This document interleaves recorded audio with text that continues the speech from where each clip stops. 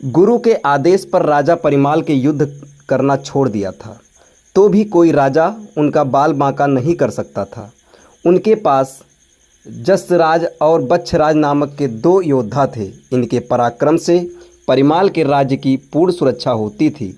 एक बार मांडवगढ़ के राजकुमार करिया राय गढ़गंगा पर स्नान करने गए। उन दिनों गढ़ मुक्तेश्वर के गंगा स्नान मेले में स्नानार्थी राजाओं के शिविर लगा करते थे। वहीं सब प्रकार के सामान भी बिकने के लिए लाए जाते थे।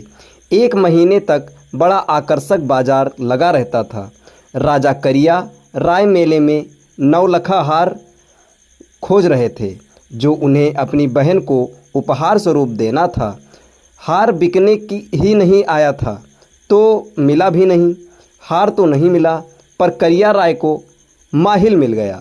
माहिल ने कहा, हार तो मिल जाएगा, परंतु खरीद नहीं सकते, लूटना पड़ेगा।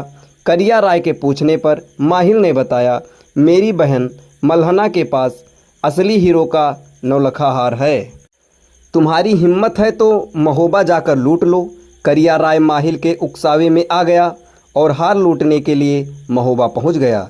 लेकिन महोबा में जसराज और बच्छराज मालहन सैयद ने उसे युद्ध में बुरी तरह परास्त कर भगा दिया।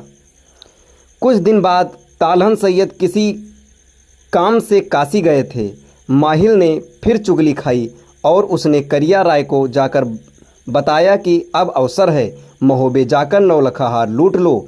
करिया राय ने मौके पर मिली सूचना का लाभ उठाया और आधी रात को छापा मारा। जसराज और बच्छराज दोनों वीरों को सोते हुए ही पकड़ लिया। दिवला रानी के गले से नौलखा हार झपट लिया। अनेक स्वर्ण आभूषण, पचसावत नामक हाथी तथा पपीहा नामक घोड़ा आदि लूटकर मांडवगढ़ लौट गया। जसराज और बच्छराज दोनों भाइयों की वीरता के कारण ही परिमाल राजा पर कोई आक्रमण नहीं करता था। उनको बंदी बनाकर करिया राय ने उन्हें बहुत कष्ट दिए।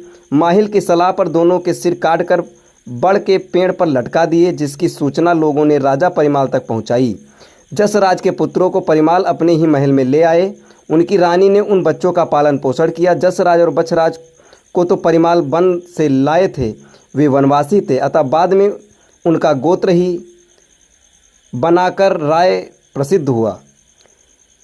आल्हा उदल की जसराज के पुत्र थे, जिनका पालन पोषण परिमाल राजा की रानी मल्हना ने किया था। और आगे की कहानी जानने के लिए मेरे पेज को फॉलो करें, सब्सक्राइब